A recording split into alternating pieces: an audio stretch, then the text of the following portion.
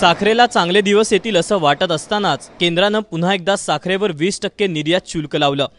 किरकोळ बाजारातील साखरेच्या दरांवर नियंत्रण ठेवण्याच्या दृष्टीनं सरकारनं हे पाऊल उचलल्याचं बोललं जात आहे।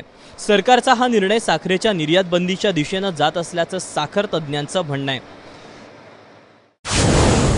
साखरेच्या निर्यातीवर 20% एक्सपोर्ट ड्युटी आणि त्यावरचा सेस असं जवळजवळ 25% ड्युटी लावलेली आहे।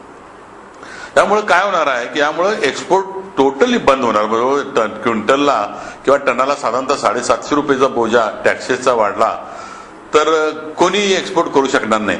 भारताची साखर आंतरराष्ट्रीय बाजारपेठेमध्ये जाण्याची बंद होणार याची फॉरेन बायरना माहिती झालं किंवा फॉरेन मधल्या ज्या साखर उद्योगातले लोक आहेत त्यांना माहिती झालं, त्यामुळे ते साखरेचे दर एकदम तिथं वाढले। तो फायदा आपल्याला आता घेता येणार नाही। यंदा गळीत हंगाम संपत असताना साखरेच्या दरानं उसळी घेतली।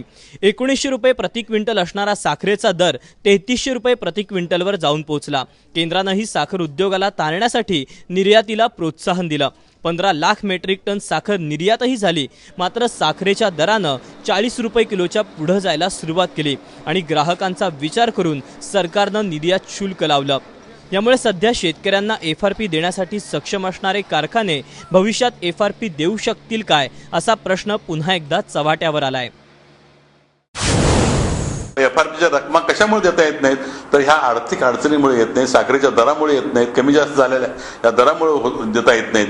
तेव्हा त्याचाही विचार होणं गरजेचं आहे। आपण काय करतो की FRP ठरवतो, ऊसाचा दर ठरवतो, पण अंतिम जो प्रॉडक्ट आहे साखरेचा दर आपण हवेत सोडतो। म्हणजे मागणी पुरवठ्यात मग ते तरी तुम्ही ठेवा, मागणी पुरवठ्यात तरी तो दर ठरवू द्या। मागील 3 वर्षांपासून पडणाऱ्या दुष्काळाच्या झळा साखर उद्योगालाही बसल्यात। राज्यातील कित्येक कारखाने यंदा गळीत हंगाम सुरू करू शकणार नाहीत। त्यातच साखर कारखान्यातील कामगारांचा प्रश्नही समोर उभा आहे।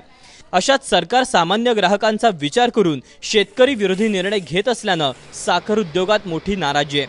चंद्रशेखर खोले, ABP माझा, कोल्हापूर।